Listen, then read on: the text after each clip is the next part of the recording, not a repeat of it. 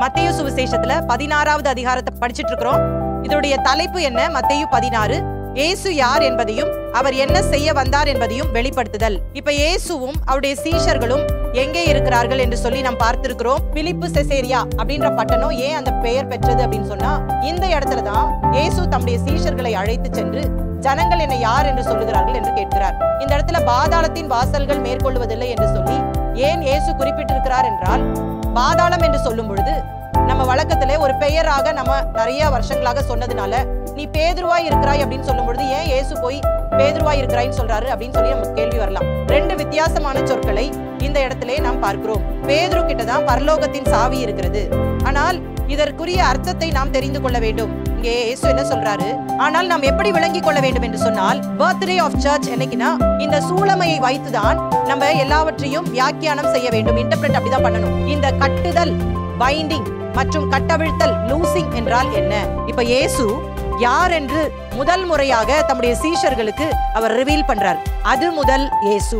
இங்கதான் கிளைமேக்ஸ் மாதிரி அவர் நமக்காக சிலுவையிலே மரிக்க போகிறார் என்ற அந்த காரியம் நமக்கு ரெண்டு விஷயத்தை ஞாபகப்படுத்துது. அவனுக்கு புரியவே இல்லை, இயேசு மரணம் அடைஞ்சாதான் ஜனங்களுக்கு ரட்சிப்பு அப்படின்றது புரியல. அப்ப இந்த இடத்துல பேதுரு தேவனுடைய திட்டத்திற்கு மாறாக அவன் செயல்படுகிறதை நாம் பார்க்கலாம். இந்த பிசாசு இயேசுவை அந்த சிலுவை மரணத்திற்கு தடை செய்ய வேண்டும் என்பதை அவன் உறுதியாக நினைத்து எப்படிலாம் அவன் அதை கையாள்றான்னு பாருங்களேன்.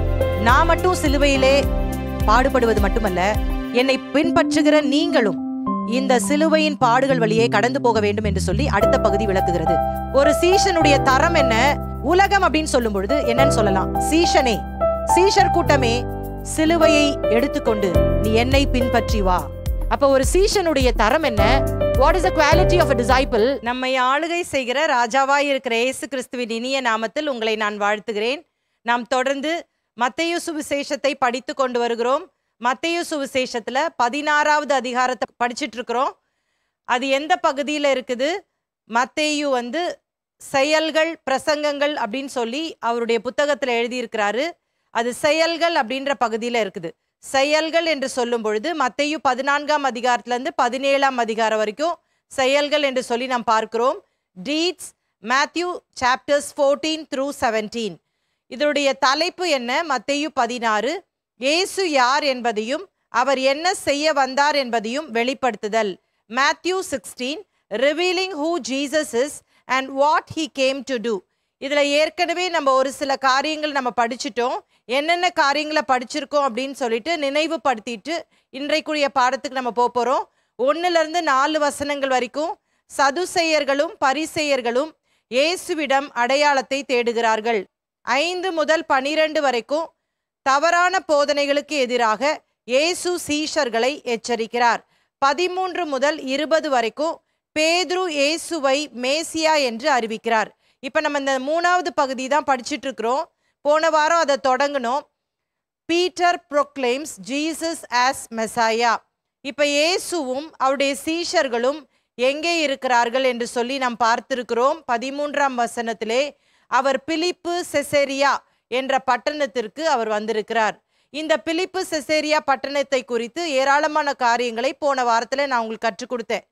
எர்மோன் மலை என்று சொல்லுகிற மலையின் அடிவாரத்திலே தெற்கு பகுதியிலே நாம் இறங்கி வந்தால் இந்த அழகிய பட்டணம் அமைந்திருக்கிறது. இந்த அடிவாரத்திலே ஒரு அழகிய ஆறு ஓடிக்கொண்டிருந்தது. அதனுடைய பெயர் பேனியாஸ் என்று சொல்லி நான் சொன்னேன். இதுதான் யோர்தான் நதியின் ஒரு ஆரம்பமாக கருதப்படுகிறது. அது மாத்திரமல்ல, இங்கே ஏராளமான விக்கிரகங்கள் ஆராதிக்கப்பட்டதான ஒரு இடம். இங்கே பான் என்று சொல்லுகிற ஒரு கிரேக்க கடவுளை பிரதானமாக ஆராதித்து கொண்டு வந்தார்கள். இந்த பான் தெய்வம் பாதி ஆடும் பாதி மனிதனுமாக இருந்தது என்று சொல்லி நான் கற்றுக் கொடுத்தேன். அது மாத்திரமல்ல, ரோம ஆட்சியின் கீழே இருந்த பொழுது சீசரையும் அவர்கள் கடவுளாக அவர்கள் வழிபட்டார்கள் என்று சொல்லுகிற குறிப்புகளும் இருக்கிறது என்று சொன்னேன். பிலிப்பு செசேரியா அப்படின்ற பட்டணம் ஏன் அந்த பெயர் பெற்றது அப்படின்னு சொன்னா, ஏரோது பிலிப்பு தன்னுடைய ஆட்சியின் நாட்களிலே இதை தன்னுடைய தலைநகரமாக மாற்றிக்கொண்டபடியால் தன்னுடைய பெயரையே இந்த பட்டணத்திற்கு வைத்ததாக நாம் பார்க்கலாம். இதை தவிர இந்த பிலிப்பு செசேரியா பட்டணம் இயேசுவின் நாட்களிலே பாதாளத்தின் வாசல் என்று அழைக்கப்பட்டது. கேட்ஸ் ஆஃப் அண்டர் வேர்ல்ட், அல்லது கேட்ஸ் ஆஃப் ஹேட்ஸ்ன்னு சொல்லலாம், இல்லைன்னா கேட்ஸ் ஆஃப் ஹெல், நரகத்தின் வாசல் என்று சொல்லி அழைக்கப்பட்டது. இந்த இடத்துல தான் இயேசு தம்முடைய சீஷர்களை அழைத்து சென்று ஜனங்கள் என்னை யார் என்று சொல்லுகிறார்கள் என்று கேட்கிறார். அப்போ அவங்கெல்லாம் சொல்றாங்க, அவர் எலியா, எரேமியா, தீர்க்கதரிசிகளில் ஒருவர், யோவான் ஸ்நானிப்லாம் சொல்றாங்க ஆண்டவரே அப்படின்னு சொன்ன பொழுது, ஓகே நீங்க யார் என்ன சொல்றீங்க அப்படின்னு சொன்ன பொழுது, இந்த இடத்துல வைத்துதான் பேதுரு சொல்றாரு, நீர் ஜீவனுள்ள தேவனுடைய குமாரனாகிய கிறிஸ்து என்று சொல்லுகிறார். அப்ப இயேசு சொல்றாரு, இது நீயே சொல்லல, மாம்சமும் இரத்தமும் உனக்கு வெளிப்படுத்தவில்லை, என்னுடைய பிதாதான் உனக்கு வெளிப்படுத்தி இருக்கிறாரு அப்படின்னு சொல்லிட்டு அவனை பார்த்து என்ன சொல்றாரு, மேலும் நான் உனக்கு சொல்லுகிறேன், நீ பேதுருவாய் இருக்கிறாய், இந்த கல்லின் மேல் என் சபையை கட்டுவேன், பாதாளத்தின் வாசல்கள் அதை மேற்கொள்ளுவதில்லை. இந்த இடத்துல பாதாளத்தின் வாசல்கள் மேற்கொள்ளுவதில்லை என்று சொல்லி ஏன் இயேசு குறிப்பிட்டிருக்கிறார் என்றால், இந்த இடம் பாதாளத்தின் வாசல் என்று அழைக்கப்பட்டு வந்தது. இந்த பாதாளத்தின் வாசல்கள் அதை மேற்கொள்ளுவதில்லை என்று சொல்லும் பொழுது, சபை என்பதை இந்த பாதாளத்தின் வாசல் மேற்கொள்ள முடியாது என்று சொல்லி இங்கே தெளிவாக அவர் சொல்லுகிறார். இதில் பல விளக்கங்களை நான் கொடுக்கலாம். சபையிலே இருக்கிற ஒவ்வொருவருக்கும் ஆண்டவர் இந்த மிகப்பெரிய ஸ்லாக்கியத்தை கொடுத்திருக்கிறார். பாதாளம் என்று சொல்லும் பொழுது பொதுவாக அது மரணத்தை குறிக்கிறது. அப்ப சபைக்குள்ளே இருக்கிற ஜனங்களை மரணம் தாக்குவதில்லை என்று சொல்லி இதற்கு அர்த்தம் கொடுக்கலாம். மரணம் என்று சொல்லும் பொழுது அது சரீர பிரகாரமான மரணத்தை நான் சொல்லவில்லை, ஆவிக்குரிய மரணம், அதாவது நித்திய மரணம் அவர்களை மேற்கொள்ளுவதில்லை. அவர்கள் நித்தியமாக இயேசுவோடு கூட வாழப்போகிறார்கள் என்பதை இயேசு சபை ஆரம்பிக்கும் முன்பாகவே இதை சொல்லுகிறதை நாம் பார்க்கலாம். இங்க சொல்றாரு பேதுருவை பார்த்து, நீ பேதுருவாய் இருக்கிறாய். ஒருவேளை பேதுரு அப்படின்றது நம்ம வழக்கத்திலே ஒரு பெயராக நம்ம நிறைய வருஷங்களாக சொன்னதுனால, நீ பேதுருவாய் இருக்கிறாய் அப்படின்னு சொல்லும் பொழுது ஏன் இயேசு போய் பேதுருவாய் இருக்கிறாய்ன்னு சொல்றாரு அப்படின்னு சொல்லி நமக்கு கேள்வி வரலாம். ஆக்சுவலா இந்த பேதுருடைய பெயர் பேதுரு கிடையாது.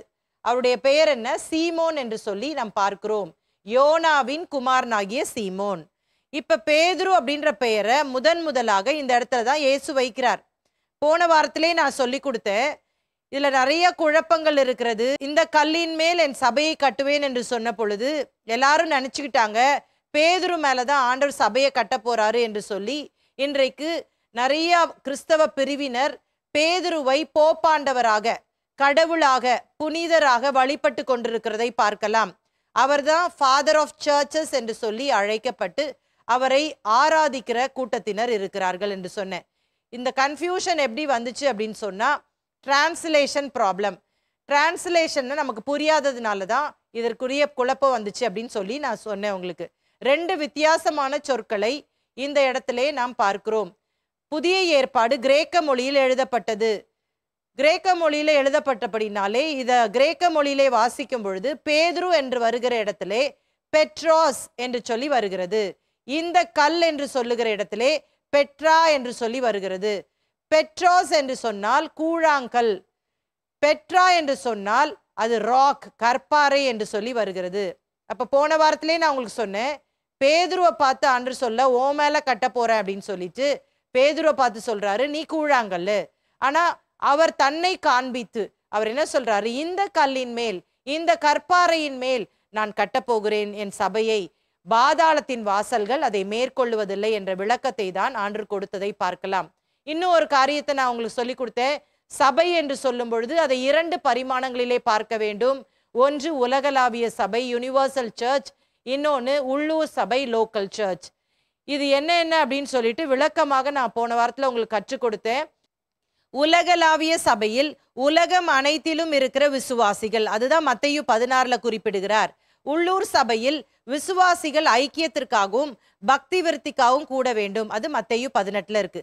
நான் உங்களுக்கு திரும்பி விளக்கி சொல்லியிருக்கிறேன், உங்களுக்கு எல்லாம் ஞாபகம் வந்திருக்கும்னு நினைக்கிறேன். நம்ம இன்றைக்குரிய பாடத்துக்கு போக போறோம். மத்தேயு 16 அதிகாரம் 19 வசனம். பரலோகத்தின் திறவுகோல்களை நான் உனக்கு தருவேன், பூலோகத்திலே நீ கட்டுகிறது எதுவோ அது பரலோகத்திலும் கட்டப்பட்டிருக்கும், பூலோகத்திலே நீ கட்டவிழ்ப்பது எதுவோ அது பரலோகத்திலும் கட்டவிழ்க்கப்பட்டிருக்கும் என்றார். பேதுருவுக்கு பிதா வெளிப்படுத்தினார் என்று சொல்லி ஒரு பாராட்டை இயேசுவிடத்திலிருந்து பெற்றுக்கொள்கிறார். பெற்றுக்கொண்ட பிற்பாடு மிக முக்கியமான ஒரு காரியத்தை பேதுரு கிட்ட ஆண்டு பகிர்ந்து கொள்ளுகிறார். மற்ற சீஷர்களும் சுற்றி தான் இருக்கிறாங்க. இப்போ சபை என்பது வரப்போகிறது என்று சொல்லி விளக்கமாக அதை குறித்து சொல்லிவிட்டு இப்ப சொல்றாரு, பரலோக ராஜ்யத்தின் திறவுகோல்களை நான் உனக்கு தருவேன். திறவுகோல், கீஸ், அது எதை குறிக்கிறது என்று சொன்னால் அதிகாரத்தை குறிக்கிறது, அத்தாரிட்டி. இப்ப பேதுரு கிட்ட இந்த பரலோகத்தின் திறவுகோலை கொடுக்க போறேன் அப்படின்னு சொன்னதுனால இன்னொரு குழப்பமும் நம்முடைய கிறிஸ்தவ சமுதாயத்துல இருக்கிறது. நீங்க கூட நிறைய பிலிம்ஸ் பார்த்திருப்பீங்க, மூவிஸ்ல pearly gates of heaven. அதுல கேட்ல பேதுரு நிக்கிறதாகவும் அவர்தான் பரலோகத்தினுடைய சாவியை வைத்திருப்பதாகவும் நம்ம பார்த்திருக்கிறோம். இப்ப எல்லாருக்கும் என்ன ஒரு அபிப்பிராயம் என்று சொன்னால், பேதுரு கிட்ட தான் பரலோகத்தின் சாவி இருக்கிறது, அவர் திறந்தாதான் நம்ம உள்ள போக முடியும் அப்படின்னு தான் அந்த படங்கள் எடுக்கப்பட்டிருக்கிறது. ஆனால் இதற்குரிய அர்த்தத்தை நாம் தெரிந்து கொள்ள வேண்டும். இங்கே இயேசு என்ன சொல்றாரு, பரலோகத்தின் திறவுகோலை உனக்கு தருவேன் என்று சொல்லும் பொழுது பரலோகத்தின் அந்த அதிகாரத்தை உனக்கு நான் தரப்போகிறேன் என்று சொல்லி ஆண்டு சொல்லுகிறார்.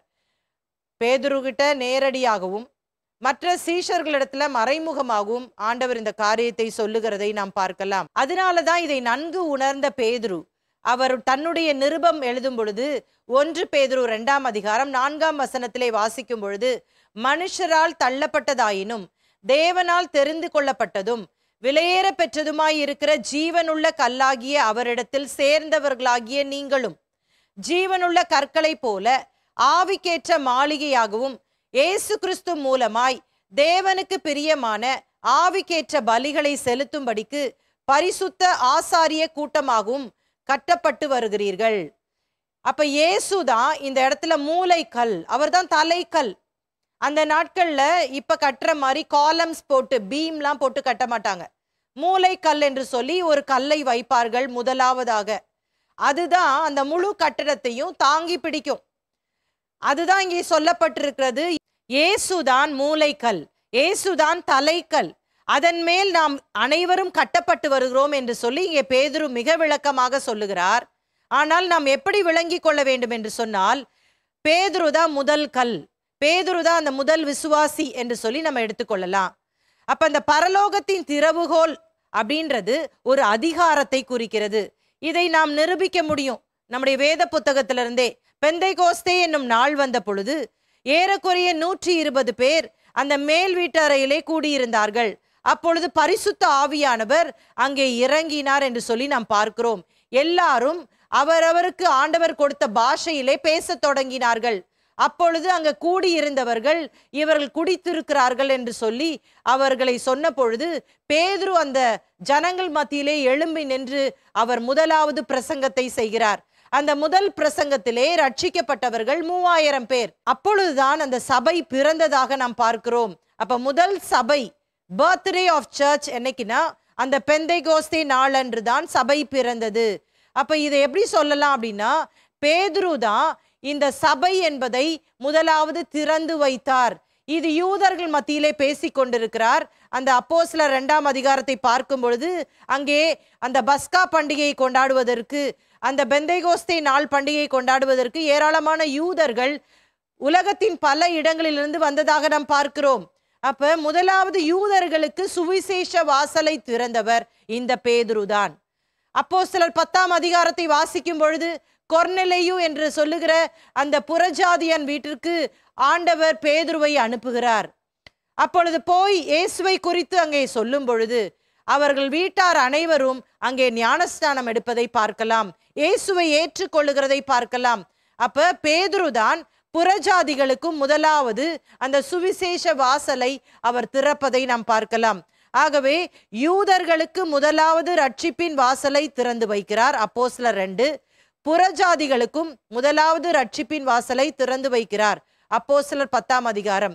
ஆகவே நாம் விளங்கி கொள்ள வேண்டும், இந்த பரலோகத்தின் திறவுகோல் என்று இங்கே குறிப்பிடப்பட்டிருக்கிறது. பரலோகத்துல போய் பேதுருதான் அந்த டோர் கீப்பரா இருந்து நம்மளை உள்ள விட போறாரு அப்படின்ற அர்த்தத்தை எடுத்துக்கொள்ளக்கூடாது.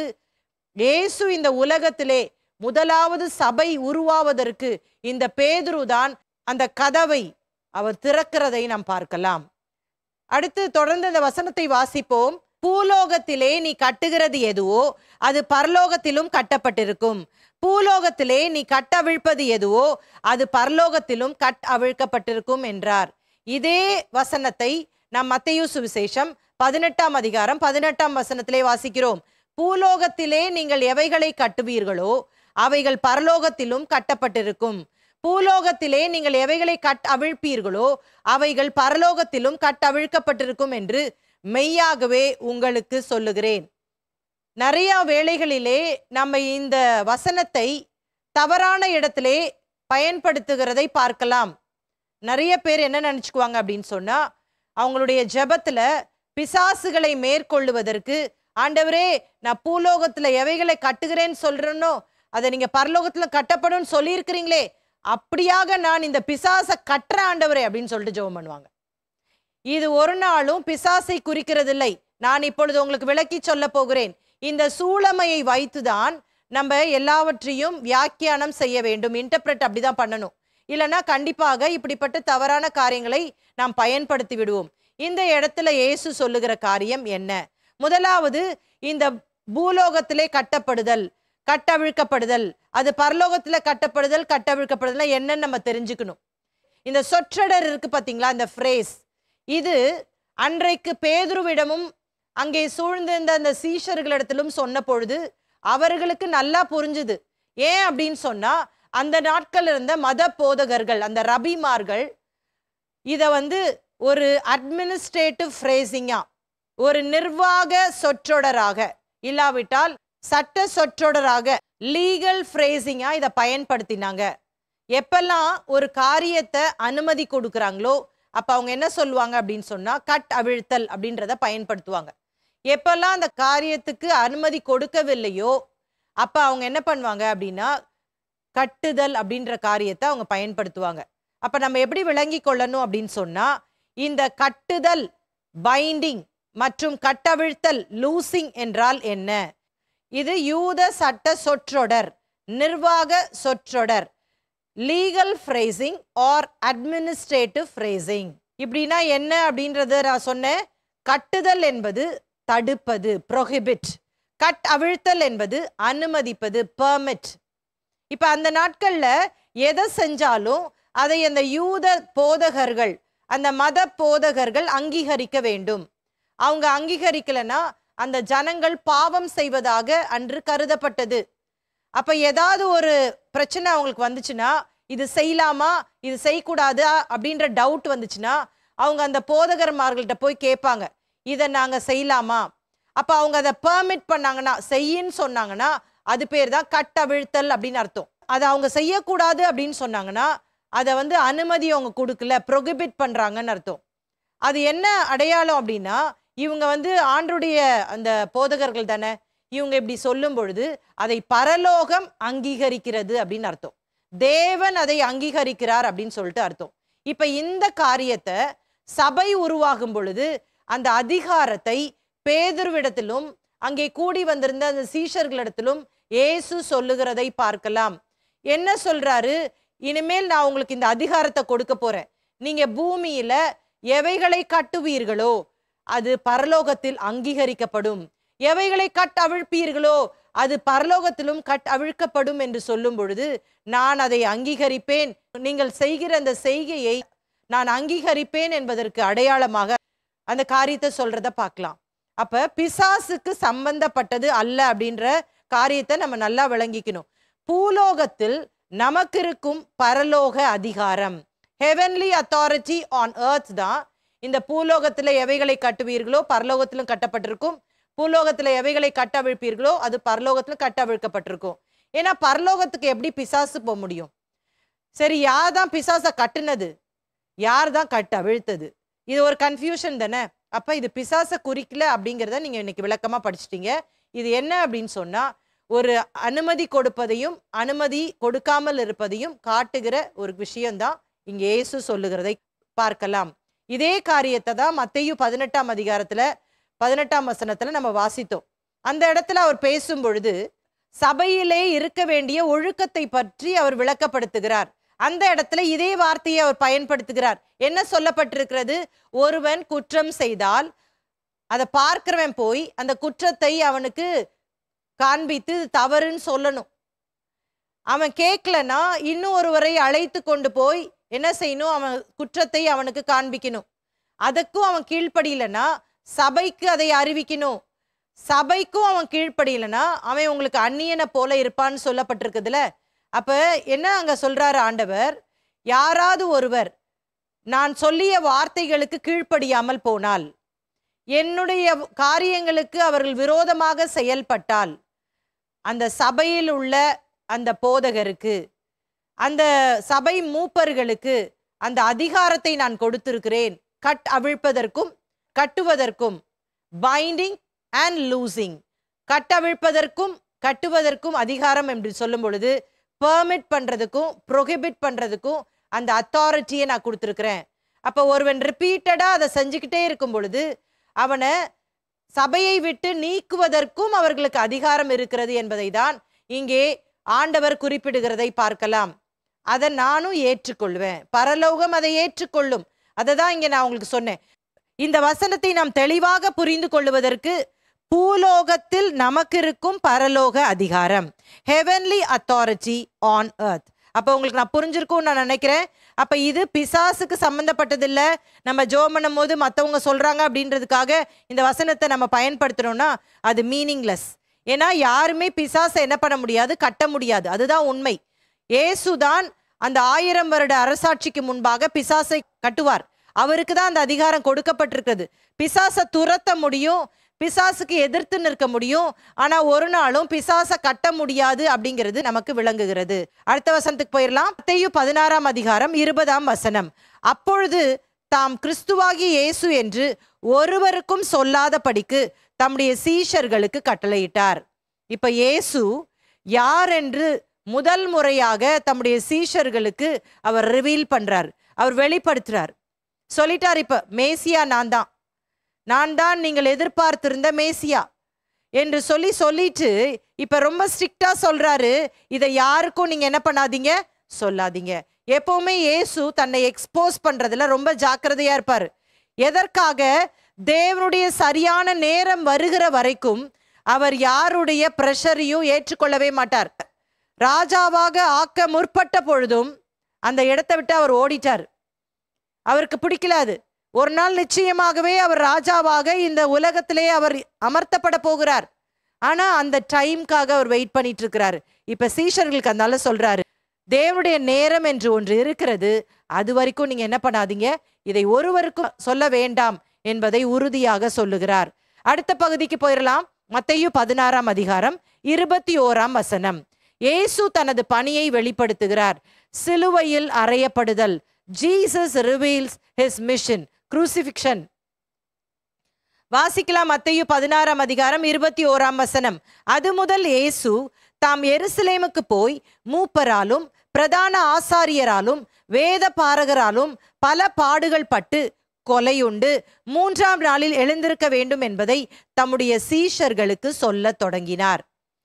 அது முதல் இயேசு. நான் இந்த மத்தேயு சுவிசேஷத்தை ஆரம்பிக்கும் பொழுது இந்த மத்தேயு சுவிசேஷத்தை 2 விதங்கள்ல நம்ம படிக்கலாம்னு உங்களுக்கு சொல்லி கொடுத்தேன். அதை ஞாபகப்படுத்திட்டுமா? எப்படி நம்ம படிக்கலாம் அப்படின்னா, ஒன்று, மத்தேயு மொத்தம் 5 பிரசங்கங்கள் 4 செயல்களை எழுதியிருக்கிறாருன்னு சொன்னேன். அந்த மெத்தட்ல தான் நம்ம இப்ப படிச்சுட்டு இருக்கிறோம் இந்த பாடங்களை. அப்ப அந்த பிரசங்கம் 5 இருக்கு அப்படின்னு எப்படி நம்ம கண்டுபிடிக்கலாம்னு சொல்லி கொடுத்தேன். இயேசு சொல்லி முடித்த பின்பு, ஜீசஸ் ஃபினிஷ்டு சேயிங் அப்படின்னு வந்தா ஒரு பிரசங்கம் முடிஞ்சிருச்சு, இன்னொரு பகுதிக்கு மாற்றப்படுது அப்படின்றத நம்ம விளங்கி கொள்ளணும். அப்ப 5 பிரசங்கம் அந்த மாதிரி இருக்கு. அந்த வகையில மத்தேயு புத்தகத்தை படிக்கலாம். இன்னொரு வகை உங்களுக்கு நான் சொல்லி கொடுத்தேன்.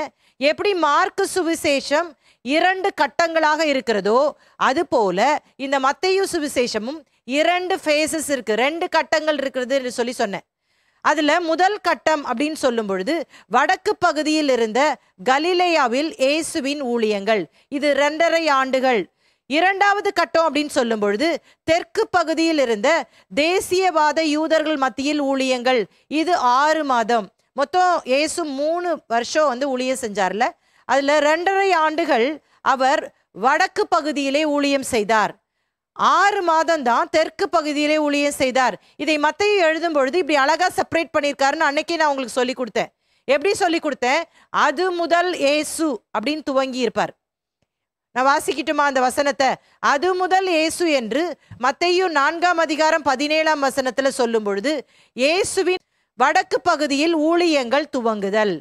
அது முதல் இயேசு என்று 2வது முறை மத்தேயு 16:21 இப்ப வாஸ்தவம்ல, அதுல வரும்பொழுது இயேசுவின் தெற்கு பகுதியில் அந்த சிலுவை மரணம் அதை பத்தி சொல்றாருல, அது 2வது பகுதி துவங்க போகிறது என்று சொல்லி அர்த்தம்.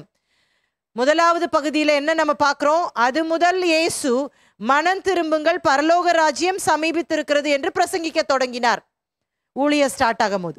இப்ப இந்த மத்தேயு 16ஆம் அதிகாரத்துல அந்த பிலிப்பு செசேரியா பட்டணத்துல அவர் வந்த பொழுது ஜீவனுள்ள தேவனுடைய கிறிஸ்து என்று பேதுருவின் அறிக்கை சொன்ன பொழுது தெற்கு பகுதியிலே அந்த சிலுவை மரணத்தை குறித்து அவர் சொல்ல ஆரம்பிக்கிறார். இங்கதான் கிளைமேக்ஸ் மாதிரி.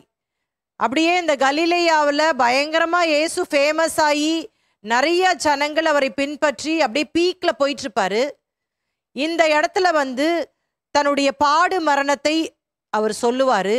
சொன்ன பிற்பாடு அப்படியே கொஞ்சம் கொஞ்சமா அவர் வந்து என்ன பண்ணுவார்? நகர்ந்து தெற்கு பகுதிக்கு போவார். எருசலேம் தேவாலயம், எருசலேமுக்கெல்லாம் போவார்ல, அப்போ அவருக்கு எதிர்ப்புகள் ஜாஸ்தியாகும். கடைசியிலே அவரை என்ன பண்ணுவாங்க? சிலுவையிலே அறைந்து விடுவார்கள். இதுதான் இந்த மத்தேயு புத்தகத்தினுடைய அமைப்பு அப்படின்னு நான் உங்களுக்கு சொல்லி கொடுத்தேன். அப்ப இந்த இடத்துக்கு பிற்பாடு இயேசு அப்படியே நகர்ந்து அவர் தெற்கு பகுதிக்கு போகிறதை பார்க்கலாம். இது ஏற்கனவே பழைய ஏற்பாட்டிலே முன் அறிவித்த காரியம். ஏசாயா தீர்க்கதரிசன புஸ்தகம் 53ஆம் அதிகாரத்தை நீங்கள் போய் படிக்கும் பொழுது தெளிவாக நாம் கண்டு கொள்ளலாம். இயேசு இப்படிதான் பாடுபட போகிறார், அவர் அசட்டை பண்ணப்பட போகிறார் என்பதை தெளிவாக அந்த தீர்க்கதரிசி 53ஆம் அதிகாரம் 3லிருந்து 12 வரைக்கும் வாசிக்கிறோம். 3ஆம் வசனத்தை மாத்திரம் நம்ம வாசிப்போம். அவர் அசட்டை பண்ணப்பட்டவரும் மனுஷரால் புறக்கணிக்கப்பட்டவரும் துக்கம் நிறைந்தவரும் பாடு அனுபவித்தவருமாயிருந்தார். அவரை விட்டு நம்முடைய முகங்களை மறைத்து கொண்டோம். அவர் அசட்டை பண்ணப்பட்டிருந்தார், அவரை எண்ணாமற் போனோம் அப்படின்னு சொல்லி நிறைய விஷயங்களை நம்ம பார்க்கலாம். அப்ப இது ஒன்றும் புதிதான ஒரு விஷயம் இல்லை. அப்ப இயேசுவினுடைய அந்த பாடு மரணம், அவர் நமக்காக சிலுவையிலே மரிக்க போகிறார் என்ற அந்த காரியம் நமக்கு 2 விஷயத்தை ஞாபகப்படுத்துது. ஒன்று என்ன அப்படின்னு சொன்னா மனிதனின் பாவம், மேன்ஸ் சின். இன்னொன்று தேவனுடைய அன்பு, காட்ஸ் லவ். இது 2மே நம்ம புரிஞ்சுக்கணும். மனுஷனாகிய நான் பாவியாக இருந்தேன், தேவன் தம்முடைய ஒரே பேரான குமாரனை என்னை நேசித்தது நிமித்தமாக அவர் அனுப்பி அவர் எனக்காக ஜீவனையே கொடுக்கும்படியாக அவர் செய்தார் என்று சொல்லி நம்ம யோவான் 3:16 நாம் எப்பொழுதும் மறக்கவே கூடாது. அப்ப இயேசுவினுடைய அந்த பாடு மரணம், சிலுவை என்று சொல்லும் பொழுது இந்த 2 விஷயம் நம்ம மறக்கவே கூடாது. மனிதனின் பாவம், மேன்ஸ் சின், தேவனுடைய அன்பு, காட்ஸ் லவ். இப்ப இங்க நம்ம படிக்கிறோம் இந்த 16ஆம் அதிகாரத்துல, அது முதல் இயேசு தாம் எருசலேமுக்கு போய் மூப்பராலும் பிரதான ஆசாரியராலும் வேத பாரகராலும் பல பாடுகள் பட்டு கொலையுண்டு. இந்த மூப்பர், இந்த பிரதான ஆசாரியர், இந்த வேத பாரகர் தான் இயேசு என்ன பண்ண போறாங்க? சிலுவையில் அறைய போறாங்க. ரோமர்கள் இல்ல. ரோமர்கள் ஆட்சியின் கீழே இருந்தாலும் அந்த நாட்கள்ல சன்ஹெட்ரின் அப்படின்ற ஒரு இஸ்ரேல்ஸ் கோர்ட், ஹை கோர்ட் இருந்துச்சு. ஒரு உச்ச நீதிமன்றம்னு சொல்றோம்ல, இஸ்ரவேல் தேசத்தின் உச்ச நீதிமன்றம் தான் அந்த சனகரிப் சங்கம். இது அப்பர் கோர்ட், லோவர் கோர்ட்லாம் இருந்துச்சு. ஆனா இதுக்கு யார் ஹெட் அப்படின்னு சொன்னா பிரதான ஆசாரியன் தான் இதற்கு தலைவன். மூப்பர்கள் மற்றும் வேத பாரகர்கள் இதுல உறுப்பினர்களாக இருந்தார்கள். இவர்களுடைய தலைமையின் கீழே தான் எனக்கு சிலுவை மரணம் கிடைக்க போகிறது என்பதை இயேசு இங்கே குறிப்பிடுகிறதை பார்க்கலாம். இதை இயேசு உயிர்த்தெழுந்த பிற்பாடு தேவதூதனும் லூக்கா சுவிசேஷம் 24ஆம் அதிகாரம் 6லிருந்து 8 வரைக்கும் இதை சொல்றத பார்க்கலாம். வாசிக்கலாமா? அவர் இங்கே இல்லை, அவர் உயிர்த்தெழுந்தார். மனுஷகுமாரன் பாவிகளான மனுஷர் கையில் ஒப்பு கொடுக்கப்படவும் சிலுவையில் அறையப்படவும் 3ஆம் நாளில் எழுந்திருக்கவும் வேண்டும் என்பதாக அவர் கலிலேயாவில் இருந்த காலத்தில் உங்களுக்கு சொன்னதை நினைவு கூறுங்கள் என்றார். அப்பொழுது அவர்கள் அவருடைய வார்த்தைகளை நினைவு கூர்ந்து. அப்ப இது தேவனுடைய திட்டம். அதை நல்லா நீங்க விளங்கி கொள்ளணும். அதுக்குதான் இத்தனை ஆதாரங்களை உங்களுக்கு நான் எடுத்து சொன்னேன். இது பிதாவினுடைய சித்தம். அந்த சித்தத்தை நிறைவேற்றுவதற்கு இயேசு வந்தார். இதை நல்லா நம்ம புரிஞ்சுக்கணும். சரிங்களா? இப்ப அடுத்த பகுதிக்கு நம்ம போறோம். மத்தேயு 16ஆம் அதிகாரம் 22, 23. பேதுரு இயேசுவின் பணியை எதிர்த்தார். Peter அப்போஸ்ட் Jesus about his mission. வாசிக்கலாம். 22ஆம் வசனம். அப்பொழுது பேதுரு அவரை தனியே அழைத்து கொண்டு போய், ஆண்டவரே, இது உமக்கு நேரிடக்கூடாதே, இது உமக்கு சம்பவிப்பதில்லை என்று அவரை கடிந்து கொள்ள தொடங்கினான். இயேசு தேவனுடைய குமாரனாகிய கிறிஸ்து என்ற வெளிப்பாட்டை பெற்ற பேதுரு உடனடியாக இயேசு கிட்ட இருந்து பாராட்டையும் பெற்றுக்கொள்ளுகிறான். நான் நினைக்கிறேன் அங்க இருந்த சீஷர்கள் மத்தியில இயேசு இப்படி ஒரு அப்ரிசியேஷன் கொடுத்த உடனே, ஐயா பாத்தியா எவ்வளவு பெரிய ஆளு, இயேசு கிட்ட இருந்து பாராட்டு வாங்கிட்டேன்னு ரொம்ப அப்படியே தெம்பா நடந்து போயிட்டு இருந்திருப்பாரு. உடனே இயேசு இன்னும் சொல்றாரு, நீ பேதுருவாய் இருக்கிறாய், இந்த கல்லின் மேல் என் சபையை கட்டுவேன், பாதாளத்தின் வாசல்கள் மேற்கொள்வதில்லை சொல்லிட்டு பரலோகத்தின் திறவுகளை உனக்கு கொடுக்குறேன். இன்னும் அப்படியே அவருக்கு ரொம்ப சந்தோஷத்தின் பீக்ல இருக்காரு இப்போ. ஆனா இயேசு இப்ப என்னை கொலை செய்ய போறாங்க, நான் பாடுபட போறேன், நான் மரணம் அடைய போறேன் அப்படின்னு சொன்ன உடனே பேதுருவுக்கும் சரி அங்க இருந்த எல்லா சீஷர்களுக்கும் சரி ரொம்ப கஷ்டமாயிடுச்சு. நம்ம கூட யார் கூட ரொம்ப பழகிட்டோம், அவங்க மேல நம்ம ரொம்ப அன்பு வச்சிருந்தோம் அப்படின்னு சொன்னா அவங்க செத்து போறாங்க, அவங்க கடைசி நாட்கள் இது அப்படின்னு சொல்லிட்டு நம்ம தெரிந்து கொண்டோம் என்று சொன்னால் நமக்கு எவ்வளோ கஷ்டமா இருக்கும்ல. அந்த மாதிரி ஒரு சூழ்நிலை தான்.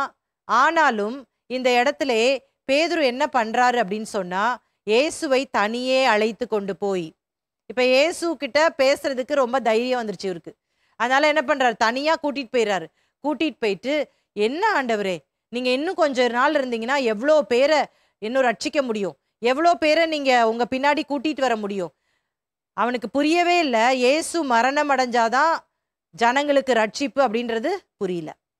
அப்ப இந்த இடத்துல பேதுரு தேவனுடைய திட்டத்திற்கு மாறாக அவன் செயல்படுகிறதை நாம் பார்க்கலாம்.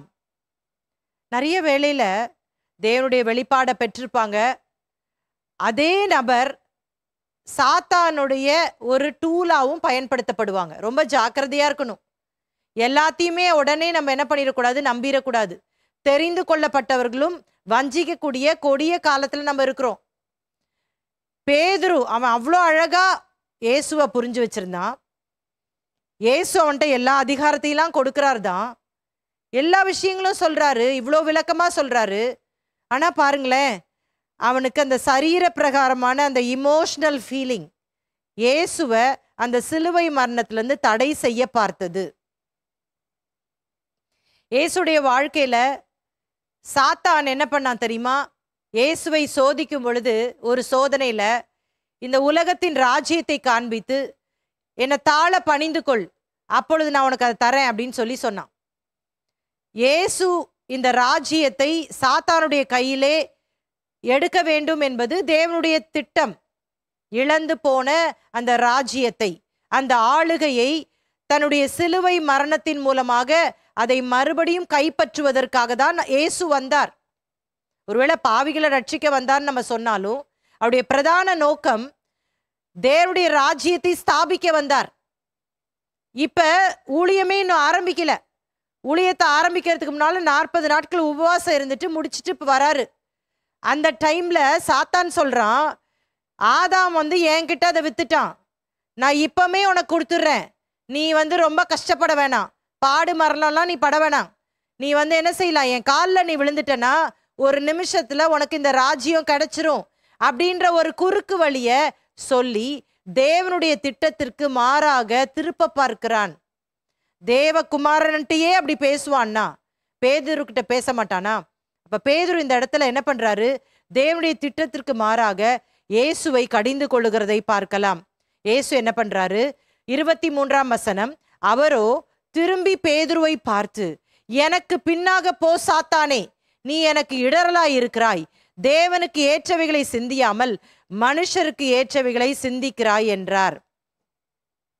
பேதுருவை பார்த்துட்டு, ஆமா பேதுரு, எனக்கு ரொம்ப கஷ்டமா தான் இருக்குது தெரியுமா, ஆனா என்ன பண்றது, இந்த பிதா வேற சொல்லிட்டாரா, அதனால உங்களெல்லாம் விட்டு நான் பிரிஞ்சு தான் போறேன். இப்படிலாம் ஒன்றும் சிம்பத்திலாம் கிரியேட் பண்ணல இயேசு.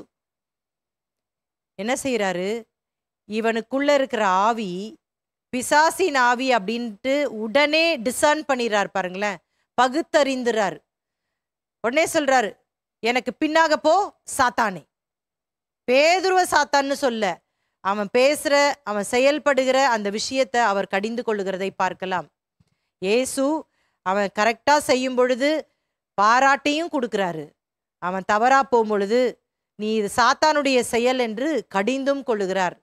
அதுதான் நம்முடைய தகப்பனாகிய இயேசு செய்கிற காரியம். இன்றைக்கு அதை அநேக இடங்களிலே நாம் எதிர்பார்க்க முடியவில்லை.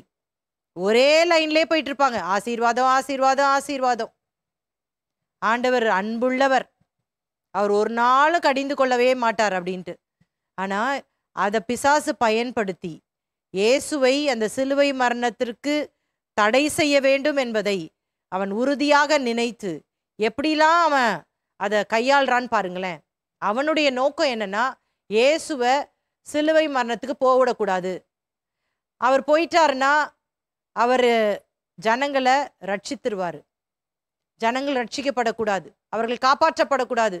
எனக்கு மட்டும் நரகம் இல்லை, அவர் உண்டாக்குன அந்த மனுஷனுக்கும் நரகம்தான் அப்படின்றத அவன் வெறித்தனமா அவன் வெயிட் பண்ணிட்டே இருந்தான். இயேசுடைய பிறப்பிலிருந்தே நமக்கு கவனிக்கலாம் பாருங்களேன். இயேசுவை 2 வயதுக்குட்பட்ட குழந்தைகள் எல்லாரையும் கொல்லணும்னு ஏரோது கட்டளை போட்ட பொழுது குழந்தையிலே அழிச்சிடணும்னு பார்த்தான் இந்த பிசாசு. அவர் இந்த சிலுவைக்கு போக முன்னாடியே அவளை அழிச்சிடணும். அவங்க பெற்றோர் இயேசுவின் உயிருக்காக போராடி போய்கிட்டு இருக்கிறாங்க. நிறைய விஷயங்களை நம்ம பார்க்கலாம் பாருங்களேன். இயேசு சிலுவைக்கு போகக்கூடாதுன்னு சொல்லிட்டு பல விதங்களிலே திட்டம் தீட்டுகிறதை நாம் கவனிக்க முடியும்.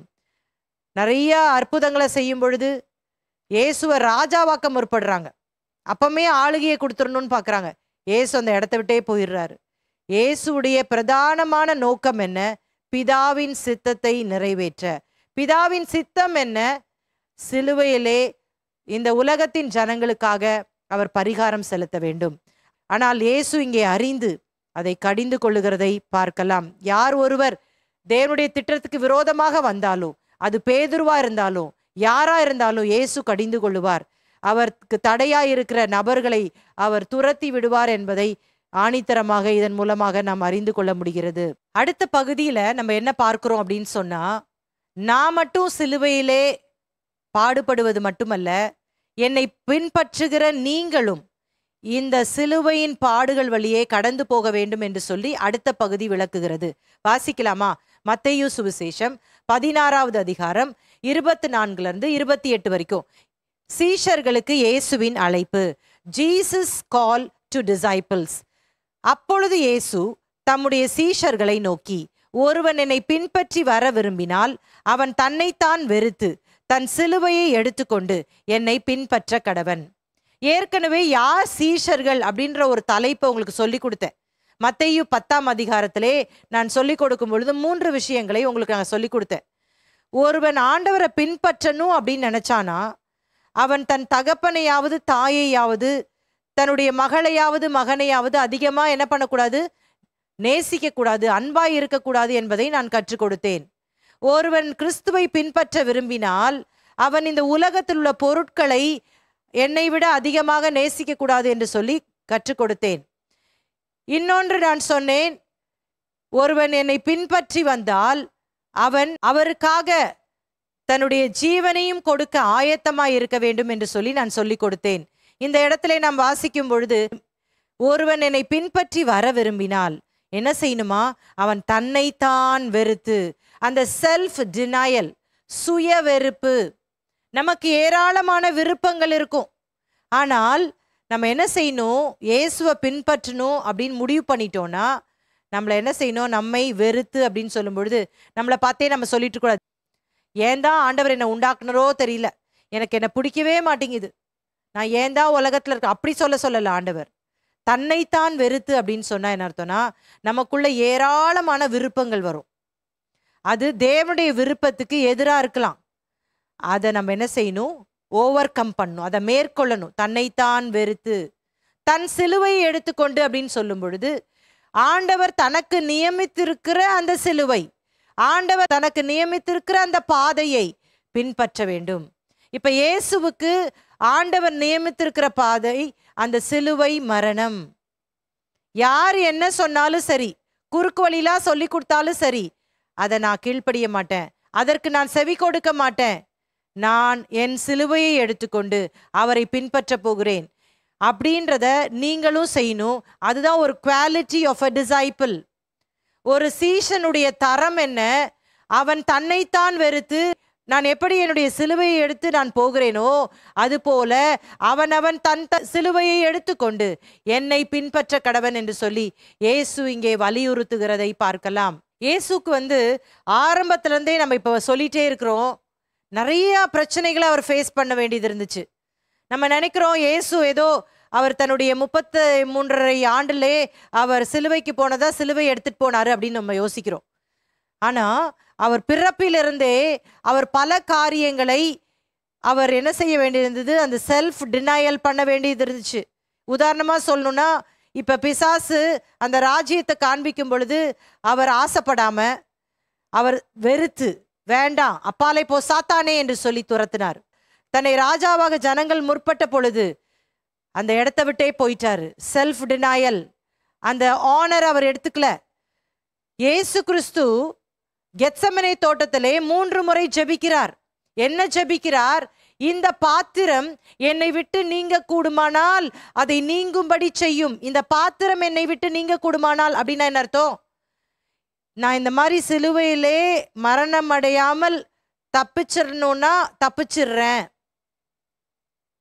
இயேசு ஜெபம் பண்றாரு. இயேசு எதற்காக இந்த பூமிக்கு வந்தாரு? சிலுவையில மரணம் அடையறதுக்கு. அவர் வந்த நோக்கமே மரிப்பதற்கு. ஆனா அவர் ஜெபம் பண்றாரு. எப்படி ஜெபம் பண்றாரு? இந்த பாத்திரம் என்னை விட்டு நீங்க கூடுமானால் அதை நீங்கும்படி செய்யும். அந்த இடத்துல ஒரு சுய விருப்பம் உள்ள இருக்கிறத இங்க காண்பித்து கொடுக்கிறார். ஆனாலும் என்னுடைய சித்தத்தின்படி அல்ல, பிதாவே உம்முடைய சித்தத்தின்படியாக கடவுது என்று சொல்லி 3 முறை ஜெபிக்கிறார். இன்றைக்கு நம்ம ஒவ்வொரு நாளும் பல விதங்களிலே இந்த விருப்பங்கள் என்கிற அந்த இச்சை நம்மை வாட்டி வதைக்கிறது. நமக்கு இங்க போகணும், அங்க போகணும், இந்த காரியத்தை செய்யணும், அந்த காரியத்தை செய்யணும். ஆனால் அநேக வேளையிலே தேவனுடைய சித்தம் என்ன என்பதை மறந்து செயல்படுகிறோம். ஒருவேளை நம்ம ஜெபம் பண்ணா எப்படி ஜெபம் பண்ணணும்னு இங்க இயேசு கற்றுக் கொடுத்திருக்கிறார். ஆண்டவரே, என்னுடைய விருப்பம் இது, ஆனா உம்முடைய சித்தத்தின்படி என்னை வழி நடத்துங்க. உமக்கு விருப்பம் இல்லைன்னா எனக்கு தராதிங்க ஆண்டவரே என்று சொல்லி நான் பலமுறை ஜெபித்திருக்கிறேன். என்னுடைய விருப்பம் இது, ஆண்டவரே உம்முடைய சித்தத்தை எனக்கு காண்பீங்க. என்னுடைய விருப்பம் தான் உம்முடைய சித்தம்னா ஃபைன். ஆனால் என்னுடைய விருப்பம் உடைய சித்தம் இல்லாமல் இருந்தால் அதை நான் உதறி தள்ளுவதற்கு ஆயத்தமாயிருக்கிறேன். என் சிலுவையை எடுத்துக்கொண்டு உம்மை பின்பற்றுவதற்கு ஆயத்தமாயிருக்கிறேன் என்று சொல்லி இயேசு இங்கே நமக்கு ஒரு முன்மாதிரியாக சொல்லுகிறதை நாம் பார்க்கலாம். அடுத்த வசனத்தை வாசிக்கலாம். மத்தேயு 16ஆம் அதிகாரம் 25ஆம் வசனம். தன் ஜீவனை ரட்சிக்க விரும்புகிறவன் அதை இழந்து போவான், என் நிமித்தமாக தன் ஜீவனை இழந்து போகிறவன் அதை கண்டடைவான். இந்த இடத்துல ஒரு பாரடாக்ஸ், ஒரு முரண்பாடான ஒன்றை ஆண்டவர் பேசுறார். என்ன பேசுறார் பாருங்களேன். ஒன்று ஜீவன், இன்னொன்று மரணம். இப்ப முந்தின வசனத்துல நம்ம பார்க்கும் பொழுது சிலுவை அப்படின்னு சொன்னாலே சிலுவையை தூக்கிட்டு போறவங்க மரணம் கண்டிப்பா சந்திச்சுதான் ஆகணும். they cannot come back without dying. அவர்கள் சிலுவையை கொண்டு போனா சாகாம திரும்பி வரமாட்டாங்கன்னு அர்த்தம். சாவுதான் அவர்களுக்கு எண்ட் பாயிண்ட், அதுதான் முடிவு. அப்படி சொல்லிட்டு இந்த இடத்துல ஜீவன் அப்படின்னு பேசுறார். இது எப்படி நம்ம விளங்கி கொள்ள வேண்டும் என்று சொன்னால், இயேசு இங்க என்ன சொல்றாரு? தன் ஜீவனை ரட்சிக்க விரும்புகிறவன் அதை இழந்து போவான், என் நிமித்தமாக தன் ஜீவனை இழந்து போகிறவன் அதை கண்டடைவான். அதாவது நாம் சுயத்திற்கு சாக வேண்டும். we should die to ourselves. நம்ம ரட்சிக்கப்படும் பொழுது நமக்கு பாடங்கள் சொல்லி கொடுக்கப்பட்டிருக்கும். எப்படி ரட்சிக்கப்படணும், ஏன் ஞானஸ்நானம் எடுக்கணும், எல்லாம் சொல்லி கொடுத்துருப்பாங்க. என்ன சொல்லி கொடுத்துருப்பாங்க? நீங்கள் பாவத்திற்கு மரித்து நீதிக்கு பிழைக்க வேண்டும்.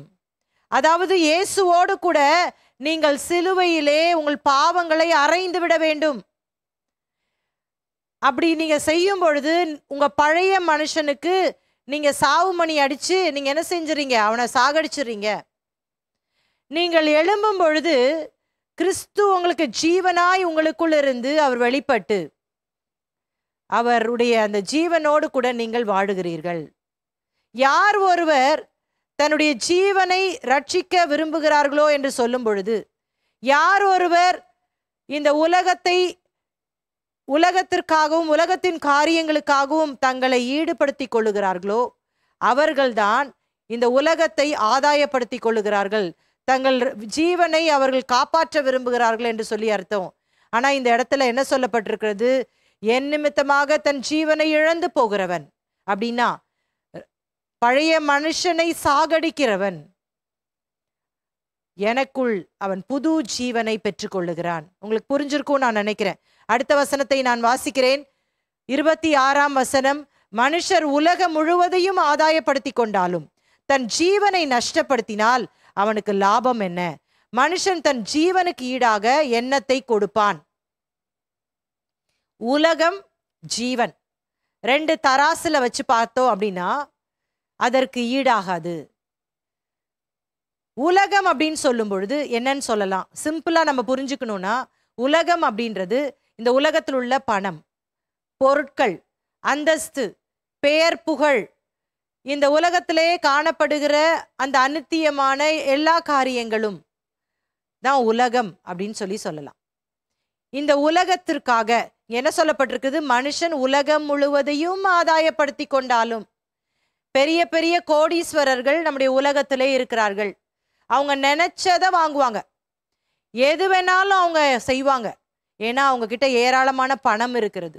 புகழ்பெற்ற அரசியல்வாதிகள், அறிவு பெருத்த உலகத்திலே இருக்கிறோம். நிறைய டெக்னாலஜி தெரிஞ்ச அறிவு பெருத்தவர்கள் எதை வேணா சாதிப்பாங்க இந்த உலகத்துல. அதுதான் உலகம். இங்க போட்டிருக்கு, உலகம் முழுவதையும் மனிதன் ஆதாயப்படுத்தி கொண்டாலும் தன் ஜீவனை நஷ்டப்படுத்தினால். அப்படின்னா என்ன அர்த்தம்? ஜீவனை நஷ்டப்படுத்தினால்னா அவன் கிறிஸ்துவுக்காக அவன் மரிக்காமல், கிறிஸ்துவுக்காக அந்த பழைய மனுஷனை களைந்து விடாமல் இருப்பானானால் அவனுக்கு லாபம் என்ன? மனுஷன் தன் ஜீவனுக்கு ஈடாக எண்ணத்தை கொடுப்பான் அப்படின்னு சொல்லும் பொழுது அவன் அதை இழந்துட்டானா அவன் நித்திய ஆக்கினைக்கு போறது உறுதி. அவனால நிச்சயமாக அந்த நித்திய ஜீவனை பெற்றுக்கொள்ளவே முடியாது என்று சொல்லி அர்த்தம். ரொம்ப சிம்பிள். அதுதான் மனுஷன் உலகம் முழுவதையும் ஆதாயப்படுத்தி கொண்டாலும். அதுதான் இயேசு சொல்றாரு, முதலாவது தேவனுடைய ராஜ்யத்தையும் அவருடைய நீதியையும் தேடுங்கள். உலகம், பணம், பொருள், பேர், அந்தஸ்து, இது பின்னாடியே ஓடிட்டு இருக்கிறவங்களை பார்த்துதான் ஆண்டவர் சொல்றாரு, சீஷனே, சீஷர் கூட்டமே, சிலுவையை எடுத்துக்கொண்டு நீ என்னை பின்பற்றி வா.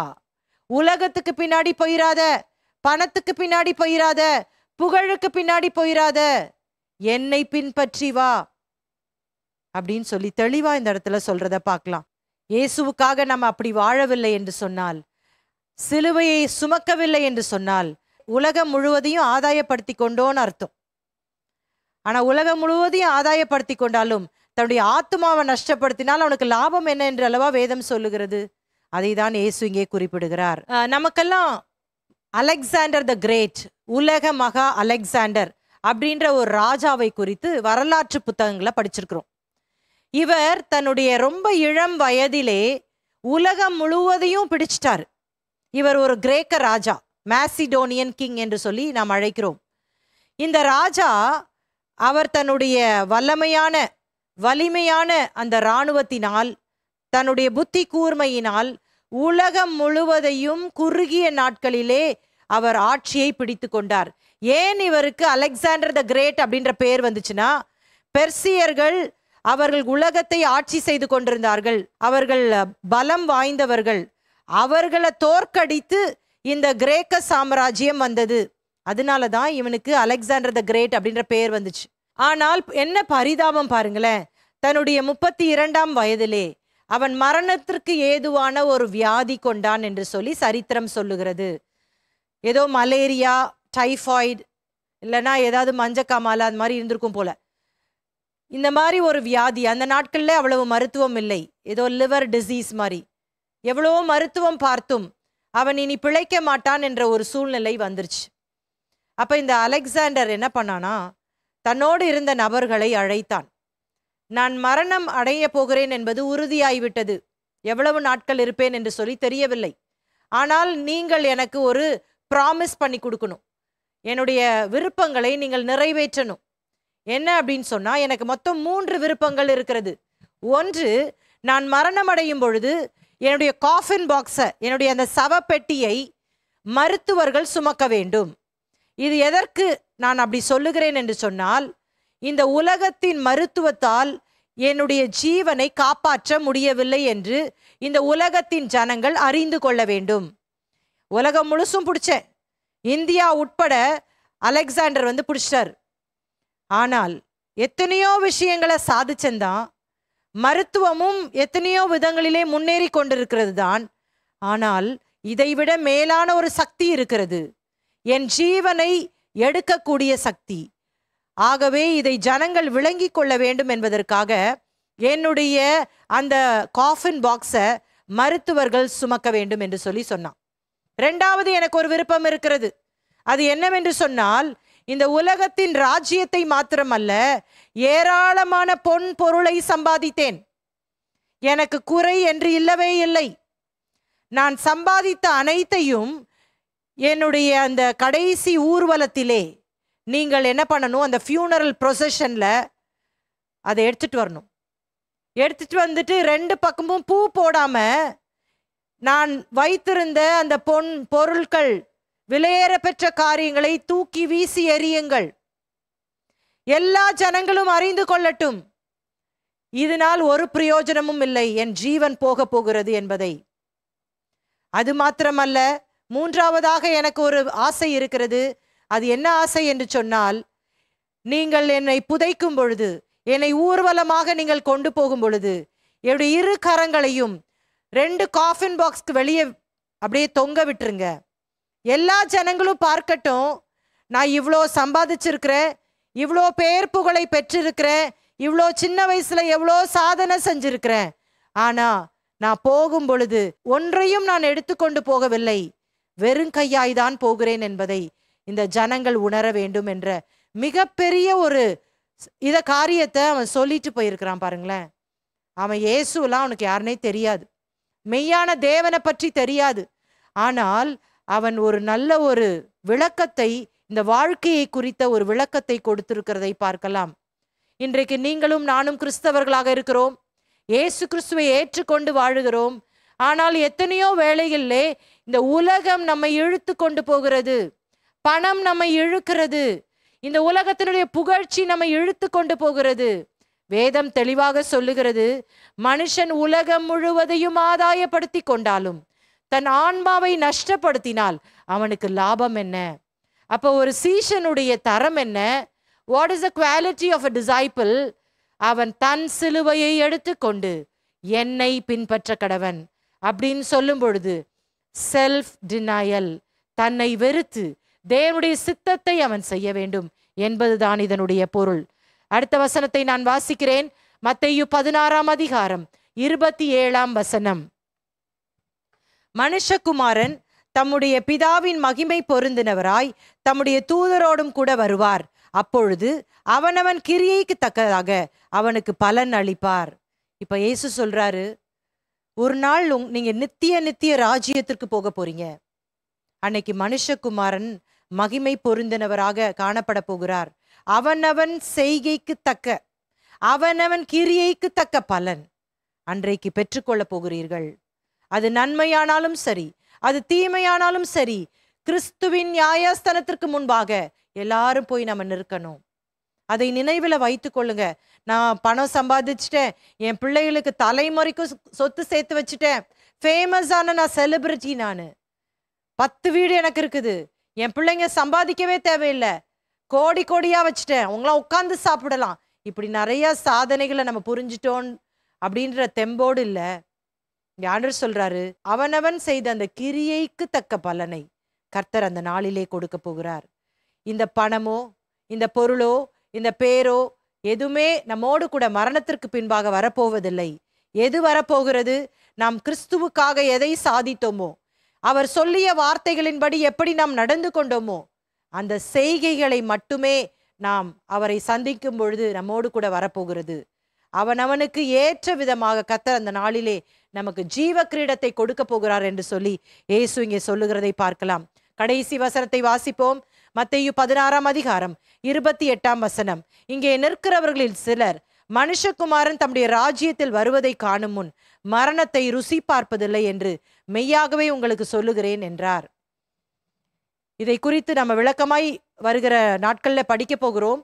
ஆனால் இப்பொழுது நீங்கள் எப்படி விளங்கிக் கொள்ள வேண்டும் என்று சொன்னால், இயேசு சிலுவை மரணம், பாடு மரணம் இதை மாத்திரம் சீஷர்களுக்கு கொடுக்கவில்லை. இதைவிட மேலான மனுஷகுமாரனின் வல்லமையையும் மனுஷகுமாரனின் மகிமையையும் வெளிப்படுத்த போகிறார் என்பதை இங்கே இயேசு குறிப்பிடுகிறதை பார்க்கலாம். சீஷர்களே, மனுஷகுமாரன் மகிமை பொருந்தினவராய் அவர் வீற்றிருப்பதை உங்கள் கண்கள் காணப்போகிறது. இங்கே இருக்கிற ஒரு சிலர் நீங்கள் அதை பார்க்க போகிறீர்கள் என்பதை அவர் வாக்குத்தத்தகமாக கொடுக்கிறதை நாம் பார்க்கலாம்.